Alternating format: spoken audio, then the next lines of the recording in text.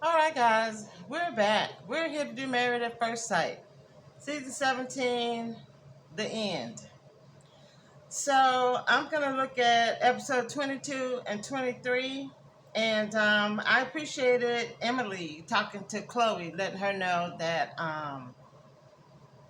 who is it? Dr. Pia was trying to challenge them to really get deeper in their communication so that they could really flesh out things that they needed to talk about instead of being surface, level about maybe things that they needed to go over before decision day.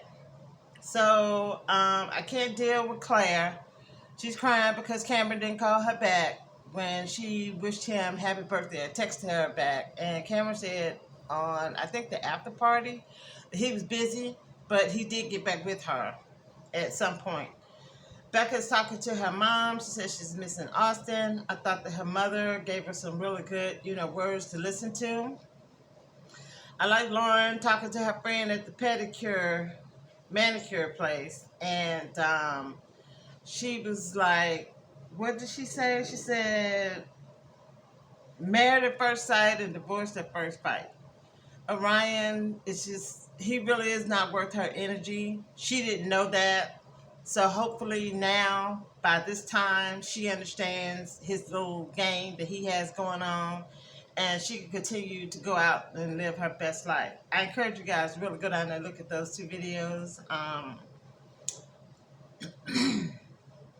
The next thing was Michael talking to Austin. He was giving Austin a boxing lesson and talking about his doubts, with Chloe. One of the reasons why I just couldn't make myself do this review for this episode is just because I was over Michael. I can't think if it was in his last episode. Yeah, it was in his last episode. He was talking to his friend, and the guy was telling him that if, based on the information that Michael was giving him, that he actually would give the marriage, a try. And the way Michael was acting, even when Brennan, was giving him, good information, he didn't seem like he was listening. So at this point, I see him, really starting to get checked out. And like I said, I just couldn't make myself do it. So I decided to wait until after decision day. And so here I am. So Emily is getting ready to go on trips. She won a trip with her friend from work, and I thought that was pretty cool. So she said she was going to Vietnam and somewhere else. I couldn't remember what the other place is. And it seems as if she's going to take a break from doing all the hooking up that she's been doing. She wants to be able to give herself an opportunity to decompress and kind of filter out and filter through what she's gone through in this process before she starts trying to link her energy up, with other people, which I thought was really mature sounding of her. Michael and Chloe are at the apartment. Chloe is talking to Michael about the conversation that they had with Pia, and she's asking him to let's go and look at places because, they have the challenge of her elderly animals and then his cats and dogs, because I think she has like 2 dogs and then he has cats and a dog. So Michael was really resistant to going, and you could kind of hear it, but she gave him encouragement and he said okay. So Clara meets up with her sister and they talk. You go down there and look at that video. Like I said, Brennan gives Michael some really good advice. I'm not a fan of Brennan, but I actually appreciated his communication in that clip. Like I said again, Michael wasn't listening. So then Michael and Chloe go look at a place. She really likes it. They only have to put in another $250 extra on top of what they already are paying. She says she thinks it's worth it. But Michael doesn't want to pay the money. He'd rather, if they have to, go and drive out and find a place that's cheaper. When my thing is, your time and your gas are just as important as that $250. And like she suggested, she was like, well, maybe you could, pause your shopping, for a while. And I don't think he took that, well at all. He wants to be able to shop and have his closet and his shoes and all his pearls and fingernail polish and perfume. Okay, Michael. He still was resistant, you know. You could hear it, and yeah, I was over it. So the girls get together and the guys get together. I thought it was funny when they were making something. I think they were making a bottle opener or something like that. And she told Austin that he needed to apply 100% more pressure to the pounding that he was doing on that metal that he was actually giving it. So that kind of puts me too. My man has to be something. He has to be rich enough to be able to hire somebody to do the work, or he's going to have to be a handy person. You can't be broke and then not handy at the same time. Those two things, you know, don't go together. And Austin, while he may know about fine dining because he actually worked in a restaurant, he is not that kind of dude that could actually run a household.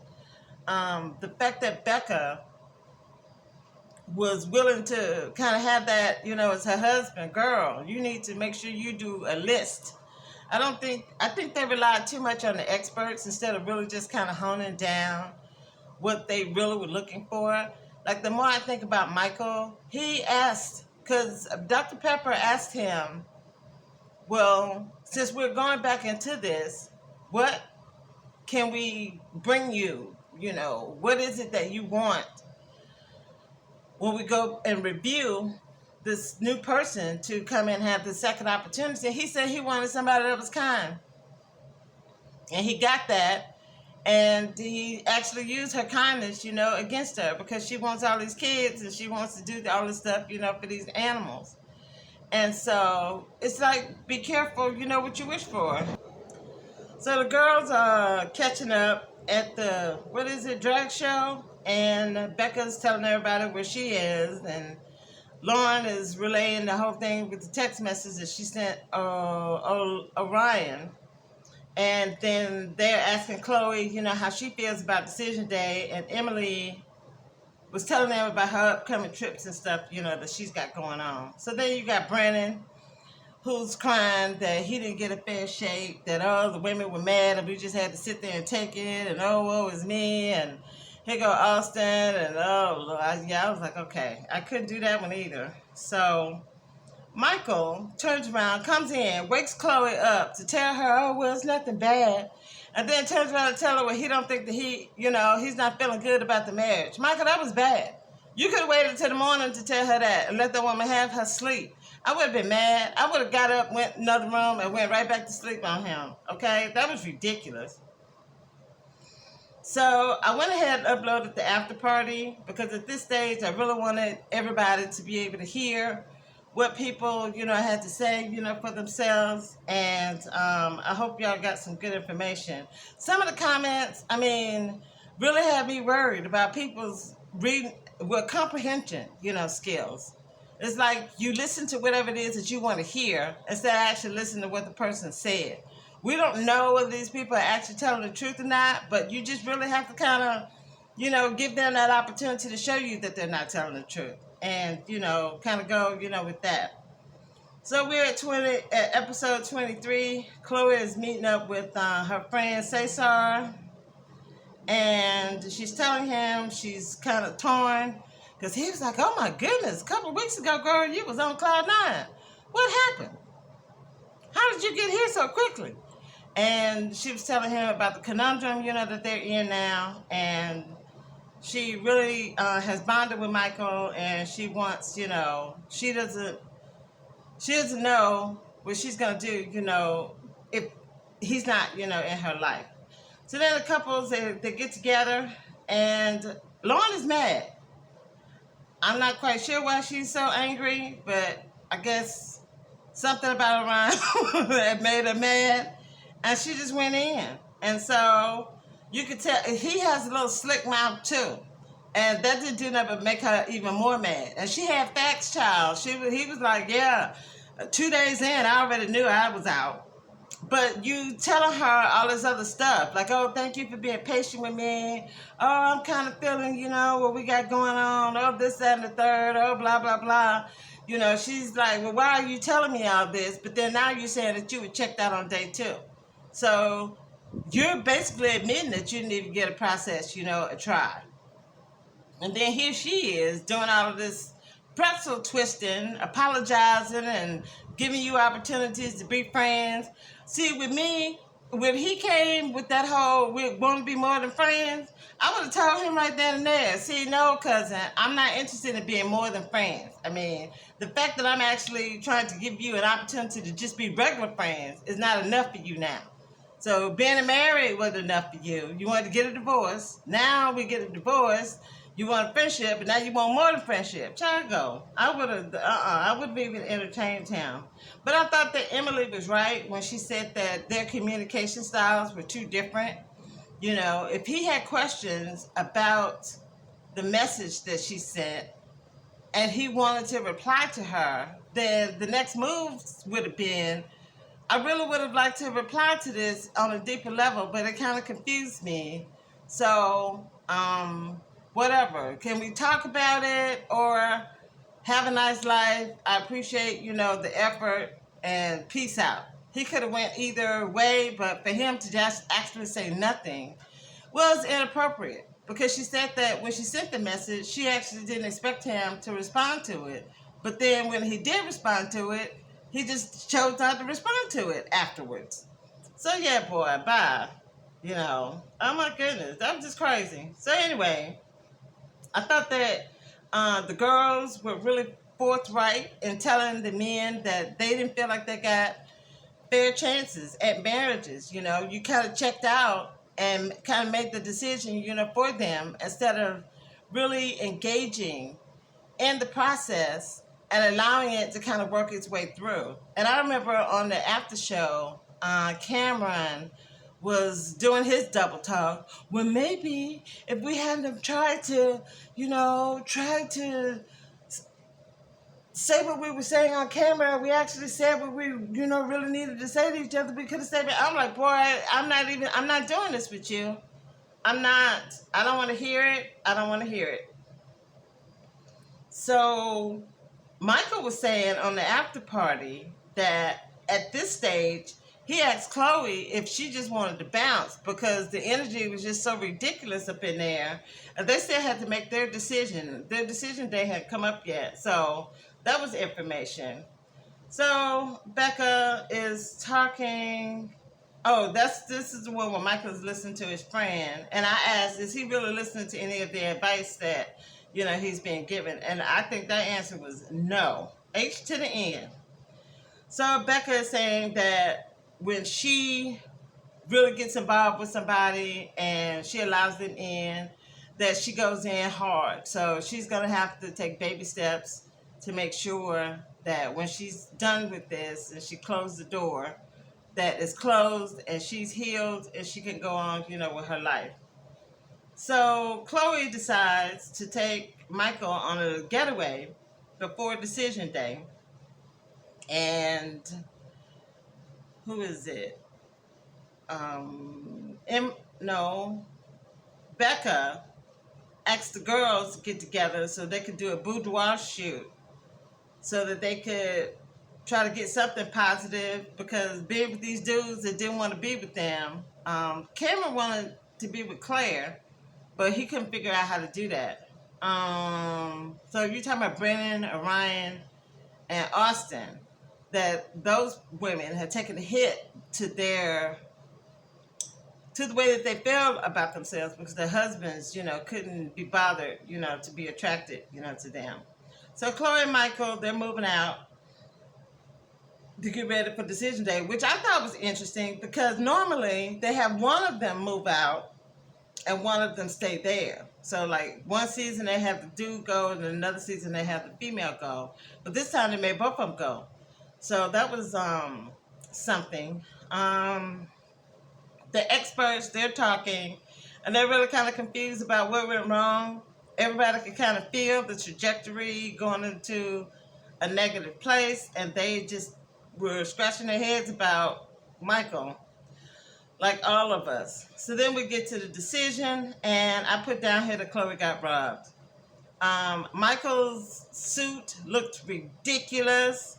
He doesn't even understand how ridiculous he looked. And for him to have the opportunity to have Chloe just really look at who he is as a person and kind of, look past all his clothes and jewelry, and I don't know, he seems like one of the dudes that wear fingernail polish, too. So, yeah, I'm not into that at all.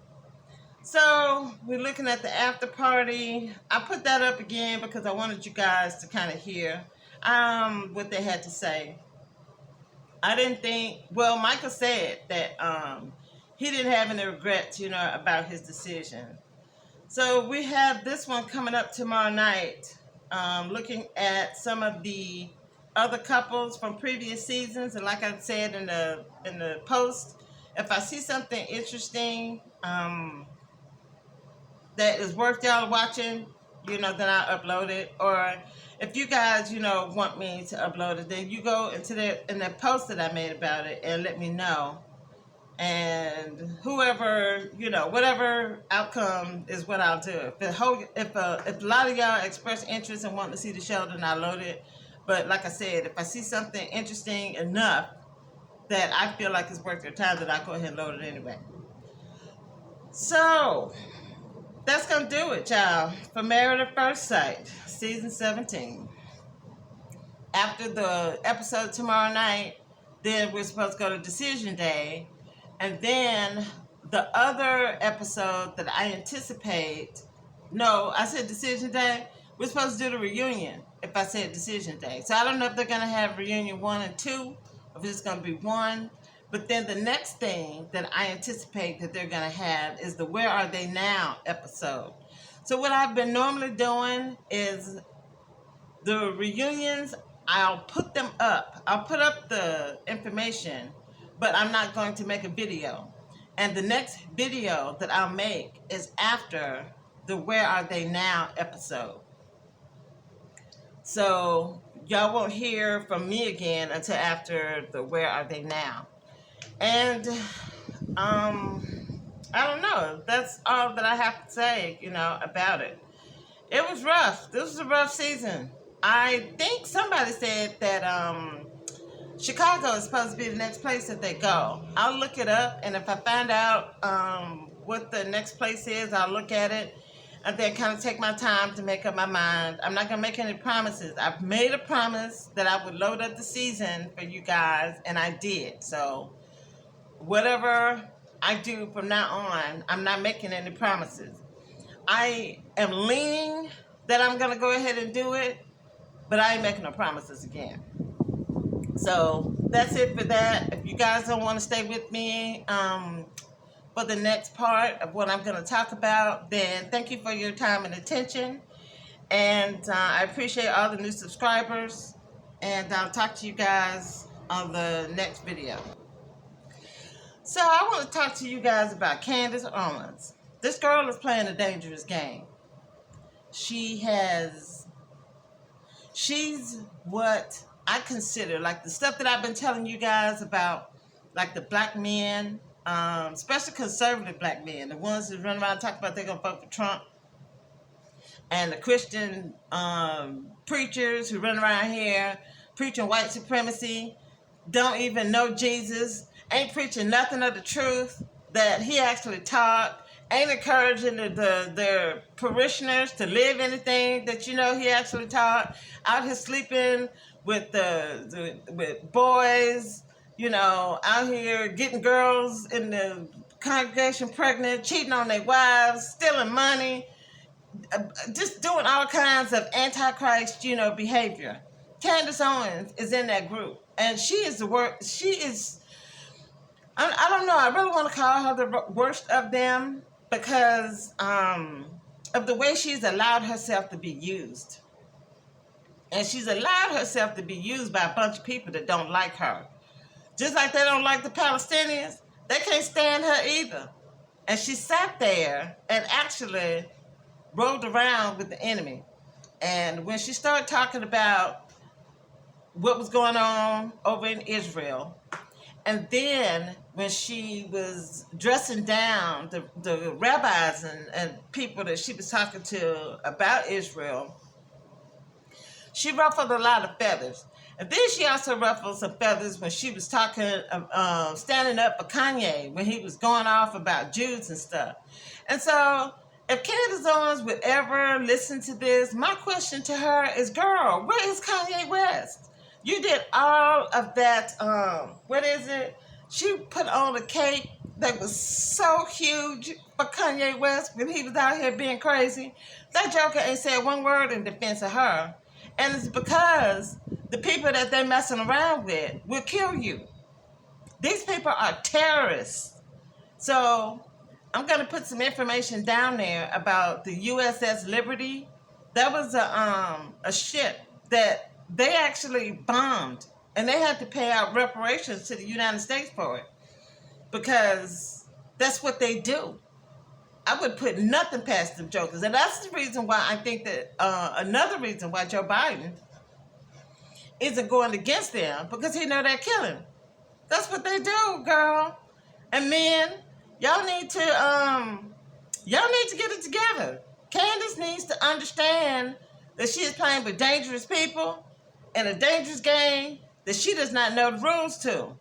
And she looks insane out here using Jesus to dress down her own people. And she's not using Jesus to dress down the people who have given us this lie for religion. She decided to marry this white dude. He's from England, I'm sure. And she told him, she made a promise to him that her kids would grow up Catholic. And that's just how stupid she is. So when I see her, and some of the stuff she actually says, I agree with. Like, Lizzo, girl, you need to go have a seat. And I'm all about confidence as a woman, but confidence and stupidity and arrogance and ignorance, these are all different things that cannot be synonymous with confidence. It's just, these are different aspects of what Lizzo has got going on. And she just needs to, she got a talent. She actually is not a bad looking woman. And if she wants to be a heavyset woman, I wouldn't want to be at that level of heavyset where she is. But that's her life.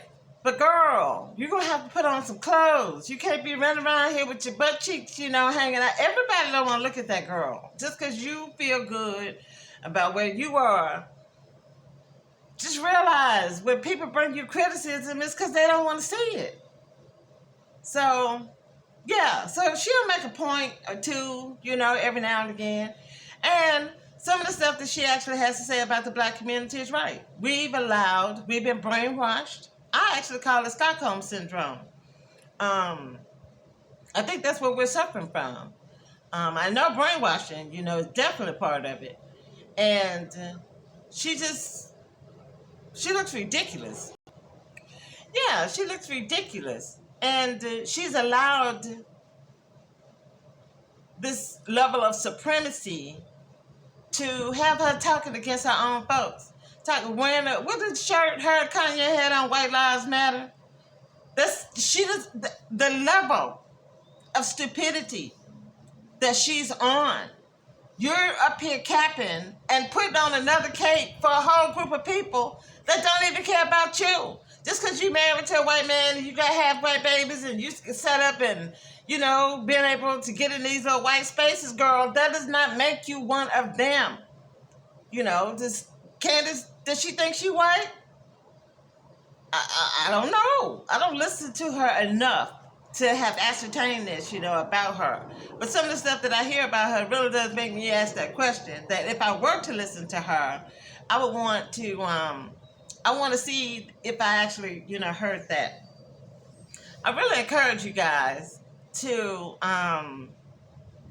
start really just, one of the things that I'm understanding that he left us his word for is to really give us buoyancy and protection from being able to be brainwashed. Like if you go look at Matthew 24, where he says, don't let men deceive you. This is part of the deception that he's talking about, that we've allowed ourselves to be part of. You know, you got black people out here, like I live in a community and it's a lot, you know, it's a fair amount of black people, you know, in this building. And they're so concerned with what they have and what they think they're going to be able to get, the crumbs that they're getting out of this complex, that they're not even listening. They'll turn against you to be able to keep the crumbs, you know, that they got, instead of coming together so we can get us a whole loaf. Forget the crumbs, I want the loaf. But that's not the mentality, you know, today, because we're all about ourselves. We're all independent. You know, I got mine. You need to go learn how to go get yours. And that's not the message. We're never going to have anything. And they look, there's a saying, what is it? There are a couple of them. It's divide and conquer is one of them. And then united we stand and divided we fall. That is not something that is just applicable to the country. It's also applicable to us as a community, to us as a supposed body of Christ. I mean, if the body starts to fight against itself, it has the term is called an autoimmune disease. And that is like the body attacks itself. The cells see the other healthy cells as the enemy, and then they attack the healthy cells and turn the cells into cancerous, you know, situations, or it causes a disease, another kind of disease, you know, process, you know, in the body. And you can't do that. You got to be able to roll together. One can't be rowing one way and then somebody rowing another way, and then you think that you're going to be able to get somewhere. So we're in trouble. We're in so much trouble, guys. I hope that the information that I've given out, you know, this season has been something that will stimulate curiosity so that you can go out and get information. I'm not sure what I'm going to do and how I'm going to format, you know, next season. I anticipate if we still have a genocide that's happening in front of my face during that time, then yeah, I'm still going to post stuff up, because I'm not going to look at this stuff by myself. I mean, a lot of people want to be entertained, and I'm cool. I like being entertained too.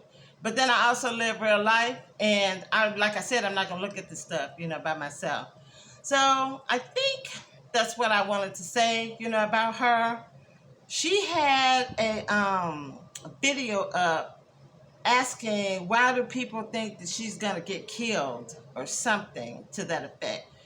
I'll find it and I'll post that, you know, down there too. And that's why I wanted to put this message, you know, out there that she is playing a dangerous game. And if she don't do something with her mouth, then we actually could see something, you know, happen to Candace. I wouldn't put it past them. I realize I wouldn't, because that's just how dangerous, you know, they are. So I'll talk to you guys after the where are they now, and I appreciate all the comments, you know, too, even the ones that get on my nerves, child. Oh my goodness, that is a whole nother, you know, subject. So take care. Thank you for your time and attention again, and I'll talk to you later.